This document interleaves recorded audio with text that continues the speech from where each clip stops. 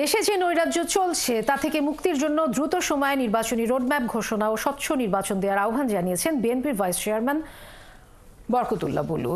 রোববার বিকেলে নোয়াখালীর বেগমগঞ্জ জিরতলী ইউনিয়ন উচ্চ বিদ্যালয়ের বার্ষিক ক্রীড়া প্রতিযোগিতা অনুষ্ঠানে সাংবাদিকদের তিনি এসব কথা বলেন। বরকতুল্লাহ বুলু বলেন, অন্তর্বর্তী সরকার দ্রুত সময়ের মধ্যে নির্বাচন না দিলে এই নৈরাজ্য থেকে মুক্তি মিলবে না।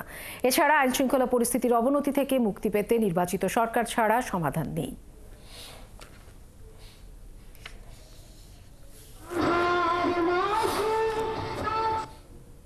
আমরা আশা করি ডক্টর ইউনূস সাহেব অতি দ্রুত নির্বাচনের রোডম্যাপ সৃষ্টি করে বাংলাদেশে যে নৈরাজ্য চলছে, বাড়িঘর ভাঙচুর হচ্ছে, দ্রব্যমূল্যের ঊর্ধ্বগতি, আইনশৃঙ্খলার অবনতি, এর থেকে মুক্তি দিতে হলে অতি দ্রুত নির্বাচনের রোডম্যাপ এবং একটি স্বচ্ছ নির্বাচনের ব্যবস্থা করা।